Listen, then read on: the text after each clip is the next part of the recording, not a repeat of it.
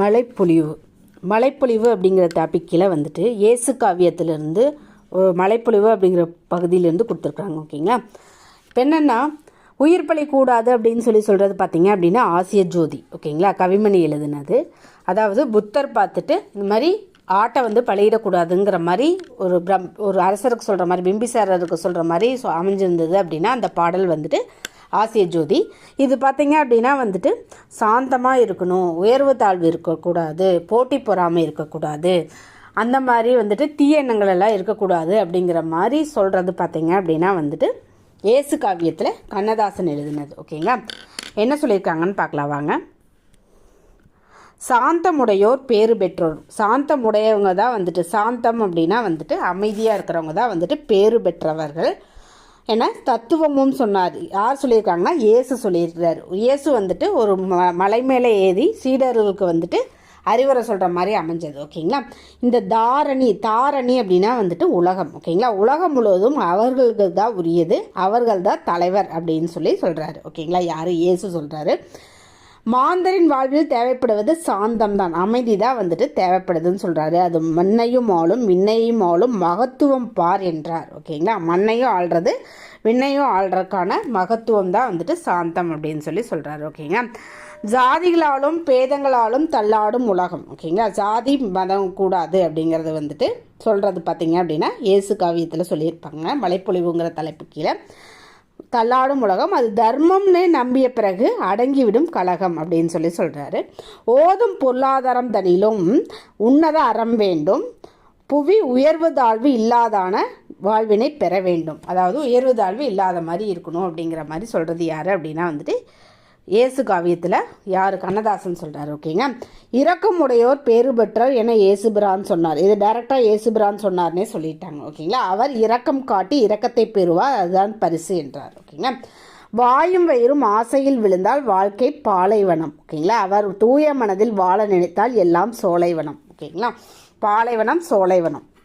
வாயும் அதாவது ஆசைப்படக்கூடாது அப்படிங்கிறதையும் சொல்லியிருக்காங்க. ஓகேங்களா. தம்மையும் வாட்டி பிறரையும் வாட்டும் சண்டை சச்சரவும் கூடாதுன்னு சொல்கிறாரு.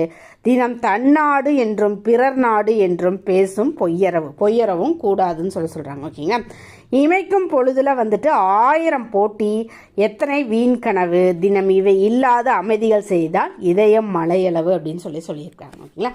இதில் 4 லைன் கொடுத்துட்டு கேட்டாங்க அப்படின்னா ஈஸியாக கண்டுபிடிச்சிடலாம். ஏன்னா மேக்ஸிமம் பார்த்தீங்கன்னா இயல்புல தான் அமைஞ்சிருக்குங்களா. என்றார், உலகம், கலகம், இதெல்லாமே பார்த்தீங்க அப்படின்னா வேண்டும் இதெல்லாமே பார்த்தீங்கன்னா இயல்புல அமைஞ்சிருக்கும். அதாவது தீமைகள் எல்லாம் இருக்கக்கூடாதுன்னு சொல்லிட்டு இயல்புல அமைஞ்சிருந்து அப்படின்னா அது இயேசு காவியம் அப்படின்னு கண்டுபிடிச்சிடலாம். ஓகேங்களா. தென் சாந்தம் அப்படின்னா அமைதி. ஓகேங்களா. சாந்தம் அப்படின்னா அமைதி. மகத்துவம் அப்படின்னா சிறப்பு. பேதங்கள் அப்படின்னா வேறுபாடுகள். தாரணி அப்படின்னா உலகம். தத்துவம் அப்படின்னா உண்மை. இரக்கம் அப்படின்னா கருணை. ஓகேங்களா. நூல்வழி என்னன்னா இது கண்ணதாசனோட இயற்பெயர் என்ன அப்படின்னா முத்தையா. ஓகேங்களா. கவியரசு அப்படிங்கிற சிறப்பு பட்டம் பெற்றிருக்கிறார். ஓகேங்களா. காவியங்கள், கவிதைகள், கட்டுரைகள், சிறுகதைகள், நாடகங்கள், புதினங்கள் போன்ற இலக்கிய வடிவில் பல்வேறு நூல்களை எழுதியுள்ளார். ஏராளமான திரைப்பட பாடல்களையும் எழுதினார். இவர் தமிழ் அரசக கவிஞராகவும் இருந்துள்ளார். ஓகேங்களா. எம்ஜிஆர் தமிழக அரசவை கவிஞராக இவரை நியமிச்சிருப்பார். ஓகேங்களா. இயேசுவின் வாழ்க்கை வரலாற்றை அவரது அறிவுரைகளையும் கூறும் நூல் இயேசு காவியம். இது மழைப்பொழிவு என்னும் பகுதியிலேருந்து இங்கே தரப்பட்டிருக்குது. ஓகேங்களா. இயேசு காவியத்தை எழுதினது யார் அப்படின்னு கேட்கலாம். இந்த பாடல் கொடுத்துட்டு என்ன தலைப்பு கீழே இருக்குதுன்னு கேட்கலாம். அடுத்தது என்ன, இவர் பெற்ற பட்டம் என்னன்னு கேட்கலாம். இவரோட இயற்பெயர் என்னன்னு கேட்கலாம். அதை விட முக்கியமானது தமிழக அரசவை கவிஞராகவும் இருந்திருக்கிறார். முதல் அரசவை கவிஞர் ஆகுங்க காந்திய கவிஞர் நாமக்கல் ராமலிங்கம் பிள்ளை தான் முதல் தமிழக அரசவை கவிஞர். இவங்க பார்த்தீங்கன்னா அரசவை கவிஞராகவும் இருந்திருக்கிறார். ஓகேங்களா. அடுத்தது பார்த்தீங்கன்னா மனித வாழ்க்கையில் தேவைப்படுவதாக இயேசுநாதர் சொல்லுவது என்னங்க, பொறுமை தான் தேவைன்னு சொன்னார். சாந்த குணமுடையவர்கள் உலகம் முழுவதையும் பெறுவார் அப்படின்னு சொன்னாங்க. மலையளவு என்னும் சொல்லை பிரித்தெழுத கிடைப்பது மலை குட்டல் அளவு. ஓகேங்களா. தன்னாடு என்னும் சொல்லை பிரித்தெழுத கிடைப்பது தன் குட்டல் நாடு. அடுத்தது இவை குட்டல் இல்லாது என்பது சேர்த்தெழுத கிடைப்பது இவை இல்லாது. சாந்தம் அப்படின்னா அமைதி. மகத்துவம் அப்படின்னா வந்துட்டு சிறப்பு, தாரணி அப்படின்னா உலகம், இரக்கம் அப்படின்னா வந்துட்டு கருணை. ஓகேங்களா? இதுக்கு முன்னாடி வந்துட்டு மலைப்பொழிவுங்கிற தலைப்பு கீழே கண்ணதாசன் எழுதின பாடலை பார்த்தா இப்போ கண்ணதாசன் பற்றி பார்க்கலாங்க. கண்ணதாசன் இயற்பெயர் பார்த்தீங்க அப்படின்னா முத்தையா. ஓகேங்களா? ஊர் பார்த்தீங்கன்னா சிவகங்கை மாவட்டத்தில் சிறுகூடல்பட்டியில் பிறந்திருப்பார். பெற்றோர் சாத்தப்பன் விசாலாட்சி. இவர் பார்த்தீங்கன்னா 24/6/1927 17/10/1981 வரைக்கும் வாழ்ந்திருப்பார். இவர் பெற்ற பட்டம் பார்த்தீங்க அப்படின்னா கவியரசுங்கிற பட்டம் பெற்றிருப்பார். இவர் புனைப்பெயர் பார்த்தீங்கன்னா காரைமுத்து புலவர், வணங்காமுடி, கமகப்பிரியா, பார்வதிநாதன், துப்பாக்கி, ஆரோக்கியசாமி அப்படிங்கிறது. வேறு பெயர் பார்த்தீங்க அப்படின்னா வந்துட்டு கவியரசுங்கிற பட்டம் பெற்றிருப்பாருங்க இல்லைங்களா. அடுத்தது குழந்தை மனம் கொண்ட கவிஞர் அப்படிங்கிற பட்டம் இருக்குது. இவரோட படைப்பு பார்த்தீங்கன்னா மாங்கனி, ஆற்றினத்தி ஆதிமந்தி, கவிதாஞ்சலி, பொன்மலை, அம்பிகா. கவிதாஞ்சலி பார்த்தீங்க அப்படின்னா வந்துட்டு நாமக்கல் கவிஞரும் எழுதியிருப்பார். ஓகேங்களா? கவிதாஞ்சலி அப்படிங்கிற தலைப்பில். ஓகே. அழகு தரிசனம், பகவத்கீதை விளக்க உரை, ஸ்ரீ கிருஷ்ண கவசம், அர்த்தமுள்ள இந்து மதம், பாரிமலைக்கொடி, சந்தித்தேன் சிந்தித்தேன், அனார்கலி, தெய்வ தரிசனம், இயேசு காவியம். இதுதான் வந்துட்டு இறுதியாக எழுதிய காப்பியம். பேனா நாட்டியம்ங்கிறது சிறுகதை எழுதிக்கிறாரு. கள்ளக்குடி மகாகாவியம் பார்த்தீங்கன்னா எழுதியிருக்காரு. ஓகேங்களா? இவர் எழுதின நாவல் பார்த்தீங்கன்னா சேரமான் காதலி அப்படிங்கிற நாவலுக்கு வந்து சாகித்ய அகாதமி விருது கிடைச்சிருக்குது. அடுத்தது குமரிகண்டம், வேளன்குடி திருவிழா, விளக்கு மட்டுமா சிவப்பு, ஆயிரங்கால் மண்டபம், சிங்காரி பார்த்த சென்னை, ஊமையான் கோட்டை, ராஜதந்தனை, சிவகங்கை சீமை, 1000 தீவு, அங்கையர்கண்ணி. ஓகேங்களா? அடுத்தது தன் வரலாறு நூறு பார்த்தீங்க அப்படின்னா வனவாசம், எனது வசந்த காலங்கள், எனது சுயசரிதம் அப்படிங்கிறது. இதில் பார்த்தீங்கன்னா தென்றல், கண்ணதாசன், சண்டமாருதம், முல்லை, தென்றல் திரை, கடிதம், திருமகள், திரையொளி, மேதாவி, தமிழ் மலர். ஓகேங்களா? குறிப்பு பார்த்தீங்க அப்படின்னா திரைப்படத்துறையில் ஏறத்தாழ 35 ஆண்டுகள் பாடல் இயற்றியுள்ளார். ஓகேங்களா? 35 ஆண்டுகள் பாடல் இயற்றியுள்ளார். இவர் முதல் திரை இசை பாடல் பார்த்தீங்கன்னா கலங்காதிரு மனமே. ஓகேங்களா? கடைசியாக எழுதிய பாடல் பார்த்தீங்கன்னா இயேசுதாஸ் குரலில் அமைந்த கண்ணே கலைமானே பாடல். ஓகேங்களா? சேலம் மாவட்டத்தில் உள்ள சகண்டாபுரம் அப்படிங்கிற இதில் வந்துட்டு கண்ணன் அப்படிங்கிற நாடக ஆசிரியர் மேல் இருக்கின்ற பற்றின் காரணமாக கண்ணதாசன் அப்படின்னு மாற்றிக்கிட்டாரு. இவர் எழுதிய ராசதண்டனை அப்படிங்கிறது பார்த்திங்கன்னா கம்பர் அம்பிகாவதி வரலாற்றை கூறும் ஒரு இனிய நாடகம். ஓகேங்களா? இவர் இந்துவாக இருந்தாலும் பார்த்திங்கன்னா மத வேற்றுமை பெறாமல் இயேசு காவியம் அப்படிங்கிறத பாடியிருக்காரு. கம்பர் செயல்லையும் பாரதியார் பாடலிலும் மிகுந்த ஈடுபாடு கொண்டவர். பாரதியாரை மானசீக குருவாக ஏற்றுக்கொண்டார். ஓகேங்களா? அடுத்த சிறப்பு பார்த்திங்கன்னா இவர் தமிழக அரசின் அரசவை கவிஞராக வந்துட்டு இருந்திருக்காரு. 1978 அண்ணாமலையார் நினைவு பரிசு பெற்றிருக்கிறாரு. 1968 சிறந்த வசனத்திற்கான தேசிய விருது பெற்றிருக்கிறாரு. 1980 பார்த்திங்கன்னா சேரமான் காதலி அப்படிங்கிற நூலுக்காக சாகித்ய அகாதமி விருது பெற்றிருக்காங்க. கண்ணதாசன் நினைவை போற்றும் வகையில் சிவகங்கை மாவட்டத்தில் பார்த்திங்கன்னா காரைக்குடியில் கவியரசு கண்ணதாசன் மணிமண்டபம் அப்படிங்கிற மண்டபம் வந்து அமைச்சிருக்கிறாங்க. புகழுரை பார்த்திங்கன்னா தடுமாறும் போதையிலும் கவிபாடும் மேதையவன் அப்படின்னு சொல்லிட்டு சவுந்தரா கைலாசம் அப்படிங்கிறவங்க வந்து சொல்லியிருக்கிறாங்க. ஓகேங்களா? கண்ணதாசன் மேற்கோள்: காலை குளித்திலிருந்து கரிஞ்சாந்து பொட்டுமிட்டு கருணாக பாம்பனவே கார்கூந்தல் பின்னலிட்டு அப்படிங்கிறது பார்த்திங்கன்னா அவர் சொல்லியிருக்காரு. அடுத்தது போற்றுபவர் போற்றட்டும், பூதிவாரி தூற்றுபவர் தூற்றட்டும், தொடர்ந்து செல்வேன் அப்படின்னு சொல்லியிருக்காரு. வீடு வரை உறவு, வீதி வரை மனைவி, காடு வரை பிள்ளை, கடைசி வரை யாரோ அப்படின்னு சொல்லியிருக்காரு. மலை கூட ஒரு நாளில் தேனாகலாம், மணல் கூட சில நாளில் பொன்னாகலாம், ஆனாலும் அவையாகும் நீயாகுமா, அம்மாவென்றழைக்கின்ற சேயாகுமான்னு சொல்லியிருக்காரு. ஓகேங்களா? நான் நிரந்தரமானவன், அழிவில்லை, எந்த நிலையிலும் எனக்கு மரணம் இல்லை அப்படின்றப்பாரு. வாழ்க்கை என்றால் 1000 இருக்கும், வாசல் தோறும் வேதனை இருக்கும், எதனை தாங்கும் இதயம் இருந்தால் இறுதி வரைக்கும் அமைதி இருக்கும். ஓகேங்க? ஆடையின்றி பிறந்தோம், ஆசையின்றி பிறந்தோமா அப்படின்னு சொல்லியிருப்பாரு. எல்லோரும் எல்லாம் பெற வேண்டும், இங்கு இல்லாத நிலை வேண்டும் அப்படின்றாரு. உண்மையை சொல்லி நன்மையை செய்தால் உலகம் முன்னின மயங்கும், நிலை உயரும் போது பணிவு கொண்டால் உயிர்கள் உன்னை வணங்கும். ஓகேங்களா? அடுத்தது பார்த்திங்கன்னா காளை மணியோசை, களத்து மணி நெல்லோசை, வாழை இலையோசை, வஞ்சியர்கை வளையோசை, தாடை மலரோசை, தாயர் தயிர் மத்தோசை, கோழிக்குரலோசை, குளவியர் வாய் தேனோசைன்னு சொல்லியிருப்பாரு. செந்தமிழ் சொல்லெடுத்து இசை தொடுப்பேன், வண்ண சந்தத்திலே கவிதை சரம் பொடிப்பேன் அப்படின்றிருப்பாரு. எதையும் தாங்கும் இதயம் இருந்தால் இறுதி வரை அமைதி இருக்கும்னு சொல்லியிருப்பாரு. பசுமை நிறைந்த நினைவுகளே, பாடி திரிந்த பறவைகளேன்னு சொல்லியிருக்காரு. நினைக்க தெரிந்த மனமே உனக்கு மறக்க தெரியாதான்னு சொல்லியிருப்பாரு. கோப்பையிலே என் குடியிருப்பு, கோலமையில் என் துணை இருப்புன்னு சொல்லியிருப்பாரு. ஆறு மனமே ஆறு, அந்த ஆண்டவன் கட்டளை ஆறுன்னு சொல்லியிருப்பார். ஓகேங்களா. தன்னை எறிதல். தன்னை அறிதல் என்ன சொல்லியிருக்காங்கன்னா பிரிதி மொழிதல் அணியில் சொல்லியிருப்பாங்க. என்னென்னா ஒரு பாடல் கொடுத்துட்டு அது இன்னொரு பாடல் வந்துட்டு இன்னொரு பொருளை வந்துட்டு பெற வைக்கிற மாதிரி இது சொல்கிறது தான் வந்துட்டு பிரிதி மொழிதல் அணி. இப்போ என்ன அப்படின்னா வந்துட்டு இதில் பிரி அப்படின்னு சொல்லி ஒரு குயிலை பார்த்து பிருந்தா சொல்கிறது அப்படிங்கிறது. ஓகேங்களா. குயிலை பிரின்னு சொல்கிற மாதிரி பாடல் எழுதிக்கிறது பிருந்தா அப்படிங்கிற மாதிரி நான் வச்சுக்கிறதுக்காக சொன்னேன். ஓகேங்களா. இப்போ இது எப்படி அமைஞ்சிருக்குதுன்னா ஒரு குயில் வந்துட்டு தன்னோட முட்டையை பார்த்திங்கன்னா ஒரு காகத்து கூட்டுக்குள்ளே வந்து இட்டுட்டு போயிடும். அது ஒரு கொஞ்ச நாள் கழித்து ஒரு அம்மா காகத்துக்கு தெரியுது. அதுக்கப்புறம் நீ இங்கே இருக்க முடியாதுன்னு சொல்லுது. அதுக்கப்புறம் குயில் படுற பாடும் அது தன்னை அறியறது தான் வந்துட்டு இதில் கதையாக சொல்லியிருப்பாங்க. ஓகேங்களா. இப்போ என்ன சொல்கிறாங்கன்னா அன்றைக்கு தான் அம்மா காகத்திற்கு குயில் குஞ்சு என்று தெரிஞ்சது, இனிமேல் நம்ம வாழ முடியாது போயிடு அப்படின்னு சொல்கிறது. ஓகேங்களா. குயில் குஞ்சு எங்கே போகும், அது என்ன தெரியும், அது எப்படி வாழும், இது எல்லாமே பார்த்திங்கன்னா புரிஞ்சுக்கிற மாதிரி தான் இருக்குது. ஓகேங்களா. குயில் குஞ்சு எவ்வளவோ கெஞ்சி பார்த்தது, அம்மாக்காகவும் கேட்கவில்லை. ஓகேங்களா. கிளம்பி போக சொல்லிவிட்டது. குயில் குஞ்சால் பார்த்திங்கன்னா அம்மாக்காகையே பிரிய முடியவில்லை. அதுவும் அந்த மரத்திலேயே வாழ ஆரம்பித்தது. அம்மாவை போலவே கான்னு அழைக்க முயற்சி செஞ்சது. ஆனால் அதுக்கு கான்னு வரல. அதுக்கு கூடு கட்ட தெரியாது. சிறிய பறவை தானே, கூடு கட்ட யாரும் சொல்லித்தரவும் இல்லை, அப்பா அம்மாவும் இல்லை, தோழர்களும் இல்லை. ஏன்னா அந்த முட்டையை அங்கே விட்டுட்டு போயிட்டு அம்மா போயிடுச்சு. ஓகேங்களா. குளிரில் நடுங்குச்சு, மழையில் ஒடுங்குச்சு, வெயில் காஞ்சது, அதற்கு பசித்தது, தானே இறை தேடத் தொடங்கியது. வாழ்க்கை எப்படியும் அதை வாழ பழகி விட்டது. ஓகேங்களா. ஒரு விடியலில் குயில் குஞ்சு கூ என்று கூவியது. அன்றுதான் ஒரு குயில் என்று கண்டுகொண்டது. ஓகேங்களா. அப்போ தான் தன்னை பற்றி அதை அறிஞ்சிக்கிட்டது அப்படின்னு, தன்னோட திறனை அறிஞ்சிக்கிட்டது அப்படின்னு சொல்கிறாங்க. ஓகேங்களா. இதுதான் வந்துட்டு ஒரு காலத்தில் வந்துட்டு அதற்கு வந்து உட்பொருள் என்ன சொல்லியிருக்காங்கன்னு பாருங்கள். குயில் ஒன்று காக்கையின் கூட்டில் முட்டையிடுகிறது. முட்டையிலிருந்து விழுந்த குயில் குஞ்சு தன்னை காக்கை குஞ்சாக எண்ணி காக்கையைப் போலவே கரைய முயல்கிறது.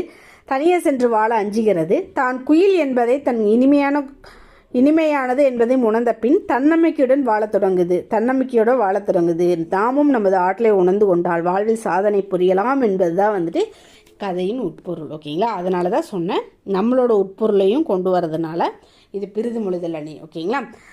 பிருந்தா புகழ்பெற்ற பெண் கவிஞர். ஓகேங்களா.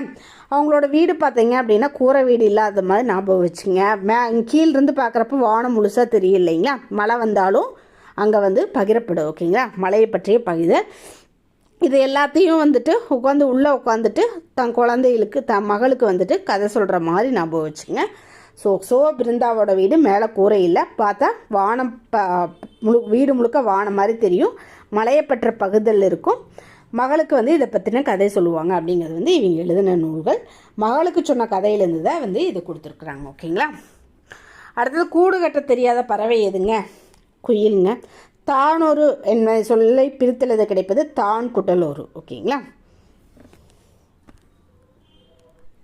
கண்ணியமிகு அப்படிங்கிற அடைமொழியில் குறிக்கப்படுபவர் யார் அப்படின்னா காயிதே மில்லத் அப்படின்னு சொல்லி சொன்னாவே வந்துட்டு சமுதாய வழிகாட்டி. இது வந்து அரபு சொல். ஓகேங்களா. இது முஸ்லீம் அப்படின்றதுனால பார்த்தீங்கன்னா அரபு சொல்ல தான் மேக்சிமம் வந்து அவங்களோட இதாக இருக்கும். அதனால் வந்துட்டு அரபு சொல் சொல்லி கண்டுபிடிச்சலாம். அந்த தலைவரை பற்றி பார்க்கலான்னு சொல்கிறாங்க. ஓகேங்களா. நாடு முழுவதும் பார்த்திங்கன்னா விடுதலை போராட்டத்தில் வந்துட்டு ஈடுபட்டிருக்கும் போது காந்தியடிகள் சொல்கிறாங்க ஒத்துழையாமை இயக்கத்தில் இளைஞர்கள் பங்கு கொள்ள வேண்டும் அப்படின்னு சொல்லி இருக்கிறாரு. அப்படி சொல்லும்போது பார்த்திங்கன்னா ஒரு இளைஞர் பார்த்திங்கன்னா தூய வளனார் அப்படிங்கிற கல்லூரியில் வந்துட்டு திருச்சியில் படிச்சுட்ருக்காரு. திருச்சியில் தூய வளனார் கல்லூரியில் படிச்சுட்ருக்கிறாரு. காந்தியடிகள் வந்துட்டு ஒத்துழையாமை இயக்கத்தில் இளைஞர்கள் சேர வேணும்னு சொன்னதுனால அவர் பார்த்திங்கன்னா தன்னோட கல்வியை விட வந்துட்டு நாட்டு விடுதலை தான் முக்கியமானது அப்படின்னு சொல்லிட்டு ஒத்துழையாமை இயக்கத்தில் கலந்து கொள்கிறாங்க. ஓகேங்களா. அதுதான் வந்துட்டு யார் அப்படின்னா வந்துட்டு காயிதே மில்லத் அப்படிங்கிற ஒரு தலைவர். ஓகேங்களா. அவர் வந்து எளிமையின் சிகரம் அப்படிங்கிறதுக்கு சில நிகழ்வுகள் கொடுத்துருக்காங்க. ஓகேங்களா. அது இவர் பார்த்திங்கன்னா பிற்காலத்தில் பெரிய அரசியல் தலைவராக வளர்ந்துருக்கிறாரு. அவர் பார்த்திங்கன்னா பொது நிகழ்ச்சியில் பங்கு கொள்ளணும் அப்படின்னா வந்துட்டு காரில் செல்ல மாட்டாராம், மகிழுந்தில் செல்ல மாட்டாராம், தொடர் வண்டி பேருந்து அப்படிங்கிற பொது போக்குவரத்தை தான் வந்துட்டு பயன்படுத்திக்கிறாரு. தனக்கு பிடித்த ஒரு அன்பர் பார்த்திங்க அப்படின்னா வந்துட்டு மகிழுந்த அதாவது காரை பரிசீலித்தும் போது அதை கூட ஏற்காமல் தொடர் வண்டியில் தான் பயணித்திருக்கிறாருன்னு சொல்கிறாங்க. இது மூலமாக பார்த்திங்கன்னா அவர் எளிமையின் சிகரம் அப்படின்னு சொல்லி கண்டுபிடிக்கலாம். அவர் சார்ந்திருந்த இயக்கம் பார்த்தீங்க அப்படின்னா அவருக்கு கார் பரிசீலித்தும் பெருந்தொகையும் பரிசீலித்திருக்குது. அதையும் தொடங்கி வைத்த கல்லூரியினோட பயன்பாட்டிற்கே வந்துட்டு கொடுத்துருக்கிறார். ஓகேங்களா, இதன் மூலமாக அவர் எளிமையின் சிகரம் அப்படின்னு சொல்கிறான். அடுத்தது பார்த்திங்கன்னா ஆடம்பரமற்ற திருமணம். ஓகேங்களா, அவருக்கு ஒரே ஒரு மகன் இருந்திருக்கிறாருங்க. அந்த மகன் இவர் வந்துட்டு பெரிய தலைவர். ஓகேங்களா, அந்த பெரிய தலைவர்னால என்னென்னா அவனோட மகன் பார்த்திங்க திருமணத்துக்கு மிகப்பெரிய லெவலில் வந்துட்டு திருமணம் முடிப்பாங்கன்னு சொல்லி எல்லாரும் நினச்சிருந்ததில்ல. எந்த ஆடம்பரமும் இல்லாமல் எளிமையாக திருமணம் நடத்தியிருக்கிறாங்க. அதுவும் இல்லாமல் வரதட்சணை வாங்காமல் கல்யாணம் நடத்தியிருக்கிறாங்க. வரதட்சணை வாங்குகிற கல்யாணத்தெலாம் கலந்து கொள்ள மாட்டேன் அப்படின்னு வெளிப்படையாக அறிவிச்சிருக்கிறாங்க. ஓகேங்களா, இதை வந்துட்டு கேட்குற சான்ஸ் இருக்குது. ஓகேங்களா, அதாவது மணக்கொடை வாங்கும் திருமணங்கள் கலந்து கொள்ள மாட்டேன்னு என்னை வெளிப்படையாக அறிவித்த தலைவர் யாருன்னு கேட்டாங்க அப்படின்னா காயிதே மில்லத் அப்படிங்கிறவர். ஓகேங்களா, அடுத்தது பார்த்திங்கன்னா நேர்மை. இவர் நேர்மையானவர் அப்படிங்கிறதுக்கு என்ன எடுத்துக்காட்டு அப்படின்னா, இவர் வந்துட்டு ஒரு அஞ்சல் தலை ஒரு தபாலை வந்துட்டு கொடுத்துட்டு இதில் வந்து அஞ்சல் தலையை ஒட்டி இது போஸ்ட் பண்ணுங்கன்னு சொல்லிட்டு ஒருத்தங்களுக்கு சொல்லியிருக்கிறாங்க. யாருக்கு ஒரு பணியாளர் சொல்லியிருக்கிறாங்க. அதுக்கு அந்த பணியாளர் வந்துட்டு நம்மளோட அலுவலகத்திலேயே வந்துட்டு அஞ்சல் தலை இருக்குது, அதையே ஒட்டி விடுறேன் அப்படின்னு சொன்னதுக்கு, இல்லை நான் வந்து இது தனிப்பட்ட முறையில் அனுப்புகிற கடிதம், ஸோ அதனால் பார்த்தீங்கன்னா அஞ்சல் தலையை வந்துட்டு இங்கே இருக்கிற அஞ்சல் தலையை பயன்படுத்தக்கூடாது, அதனால் இது பார்த்தீங்கன்னா வெளியில் கடையில் வாங்கி பயன்படுத்துங்கன்னு சொல்கிறாங்க. ஸோ அது இது மூலமாக வந்துட்டு அவர் நேர்மையானவர் அப்படின்னு சொல்கிறாங்க. ஓகேங்களா, அடுத்தது பார்த்திங்கன்னா மொழிக் கொள்கை. ஓகேங்களா, இந்தியா விடுதலை பெற்ற போது பார்த்திங்கன்னா எது ஆட்சி மொழியாக தேர்வு செய்யணுங்க அப்படின்னு சொல்லிட்டு நாடாளுமன்றத்தில் கூட்டம் நடந்துருக்குதுங்க. எங்கேன்னா நாடாளுமன்றத்தில். அதில் பார்த்திங்கன்னா மக்கள் அதிகமாக பேசுகிற மொழியை தான் ஆட்சி மொழியாக கொண்டு வரணும்னு சில பேர் சொல்கிறாங்க. சில பேர் என்ன சொல்கிறாங்க, பழமை வாய்ந்த மொழியை தான் ஆட்சி மொழியாக தேர்ந்தெடுக்கணும்னு சொல்லி பரிந்துரை சொல்கிறாங்க. அப்படி சொல்லும்போது பழமையான மொழிகள் ஒன்றைத்தான் ஆட்சி மொழியாக ஆக்க வேணும் என்றால் தமிழ் மொழி தான் வந்துட்டு உறுதியாக ஆட்சி மொழி ஆக்கணும் அப்படின்னு சொன்னார். திராவிட மொழிகள் தான் வந்துட்டு மண்ணில் முதலாக பேசப்பட்ட மொழிகள். அவற்றுள் மிக இலக்கிய செறிவு கொண்டது தமிழ் மொழி. இதுதான் மிக பழமையான மொழி. எனவே தமிழ் மொழியை தான் நாட்டின் ஆட்சி மொழியாக வேண்டும் அப்படின்னு சொல்லி குறிப்பிட்டிருக்கிறார். ஓகேங்களா, இதுதான் வந்துட்டு மொழிக் கொள்கை அப்படிங்கிறது கீழே கொடுத்துருக்குறாங்க. ஓகேங்களா, அடுத்தது நாட்டுப்பற்று அப்படின்னு சொன்னாங்கன்னா 1962 பார்த்தீங்கன்னா சீனா போர் நடந்துச்சுங்க, எல்லாத்துக்கும் தெரிஞ்ச ஒன்று. அந்த போருக்கு பார்த்தீங்கன்னா ஒரு மகன் தான் இருந்திருக்காங்க. அந்த ஒரு மகனையும் போருக்கு அனுப்ப தயாராக இருக்கிறதா நேருக்கு கடிதம் எழுதியிருக்கிறாங்க. இது மூலமாக இவர் வந்து எவ்வளோ நாட்டுப்பற்று மிக்கவர் அப்படின்னு சொல்லிட்டு சொல்ல முடியுது அப்படின்னு சொல்கிறாங்க. அந்த கண்ணியமான தலைவர் யாருன்னா வந்துட்டு காயிதே மில்லத். அவரோட இயற்பெயர் பார்த்திங்கன்னா முகமது இஸ்மாயில். இது வந்து பார்த்துக்குங்க, ரொம்ப இம்பார்ட்டண்ட்டு. காயிதே மில்லத்தோட இயற்பெயர் என்னென்னா முகமது இஸ்மாயில். அதுக்கு என்ன மீனிங், காயிதே மில்லத் அப்படிங்கிற அரபு சொல்லுக்கு என்ன மீனிங்னா சமுதாய வழிகாட்டி அப்படின்னு சொல்கிறது. அவர் பெயருக்கு தகுந்த மாதிரியே சமுதாய வழிகாட்டியாக இருந்திருக்கிறார். ஓகேங்களா, இதில் என்னன்னா காயிதே மில்லத்தை பற்றி பார்த்திங்கன்னா மேக்சிமம் புகழ்ந்தது பார்த்திங்கன்னா அறிஞர் அண்ணாவும் பெரியாரும். ஒருத்தரை வந்து புகழ்ந்தாங்கன்னா பெரியார் புகழ்ந்தாங்கன்னா அறிஞர் அண்ணாவும் அவங்கள பற்றி புகழ்ந்திருப்பாங்க. இப்போ என்னென்னா தமிழக அரசியல் வானில் கவ்வியிருந்த காரில் அகற்ற வந்த ஒளிக்கதிர் கவ்வியிருந்த கான்னு மோனையில் அமைச்சு சொல்லியிருக்கிறாங்க காயிதே மில்லத் அப்படிங்கிற மாதிரி சொன்னவர் பார்த்திங்கன்னா அதே மோனையில் அமைந்த அறிஞர் அண்ணா அப்படிங்கிற சொல்லியிருக்காரு. ஓகேங்களா, தமிழக அரசியல் வானில் கவ்வியிருந்த காரூரிலே அகற்ற வந்த ஒளிக்கதிராக காயிதே மில்லத் முகமது இஸ்மாயில் அவர்கள் திகழ்கிறான்னு சொல்லிட்டு அறிஞர் அண்ணா சொல்லியிருக்காங்க. இப்படிப்பட்ட தலைவர் கிடைப்பது அரிது, அவர் நல்ல உத்தமமான மனிதர் அப்படின்னு சொன்னவர் பார்த்திங்கன்னா தந்தை பெரியார். ஓகேங்க, அரசியல் பொறுப்பு பார்த்திங்க அப்படின்னா காயிதே மில்லத் பார்த்திங்கன்னா அதாவது சுதந்திரம் கிடைக்கிறக்கு ஒரு வருஷத்துக்கு முன்னாடியும் அதாவது குடியரசு ஆனதுக்கப்புறம் 2 வருஷத்துக்கு அப்புறமும் பார்த்திங்கன்னா 1946 to 1952 வரைக்கும் பார்த்திங்கன்னா சென்னை மாகாண சட்டமன்ற குழு உறுப்பினராக இருந்து சிறப்பு பணியாற்றுகிறாரு. இந்திய அரசியலமைப்பு உருவாக குழு உறுப்பினராகவும் பணியாற்றுகிறாரு. இந்தியா விடுதலை பெற்ற பின் மாநிலங்களவை உறுப்பினர், மக்களவை உறுப்பினர் என பல பொறுப்புகளிலிருந்து மக்களுக்காக தொண்டு செய்திருக்கிறார். ஓகேங்களா, கல்விப்பணி. ஓகேங்களா, கல்விப்பணி பார்த்திங்கன்னா இவர் பார்த்திங்கன்னா கல்வி அதாவது பெரியார் போலவே வந்துட்டு கல்வி ரொம்ப இம்பார்ட்டண்ட் அப்படின்னு உணர்ந்தவர். கல்வி மிகுந்ததில் கழிந்திடும் மடமை அப்படிங்கிற முதுமொழிக்கேற்ப கல்வி நிறுவனங்களை உருவாக்க நினைச்சார்.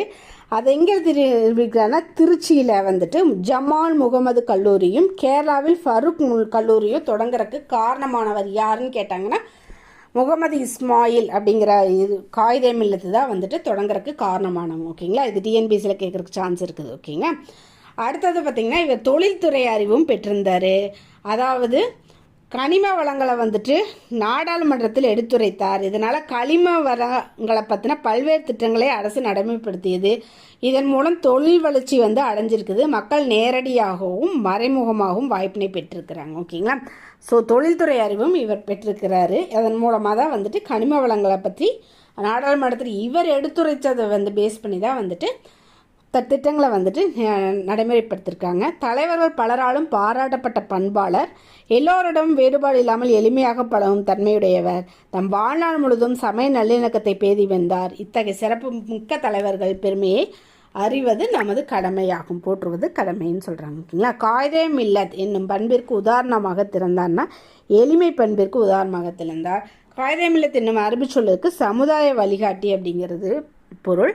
விடுதலை போராட்டத்தின் போது காயிதே மில்லத் டேஸ் இயக்கத்தில் கலந்து கொண்டார் அப்படின்னு சொன்னால் ஒத்துழையாமை இயக்கத்தில் கலந்து கொண்டார். ஓகேங்களா. அடுத்தது காயிதே மில்லத்தில் வந்து தமிழ் மொழி ஆட்சி மொழியாக வேண்டும் என பேசிய இடம் பார்த்திங்கன்னா நாடாளுமன்றத்தில் பேசியிருப்பாங்க. எதிரொலித்தது என்னும் சொல்லை பிரித்தெழுத கிடைப்பது எதிர்கூட்டல் ஒலித்தது. ஓகேங்க. முதுமை கூட்டல் மொழி என்னும் சொல்லை பிரித்தெழுத கிடைப்பது சேர்த்தெழுத கிடைப்பது முதுமொழி. ஓகேங்க.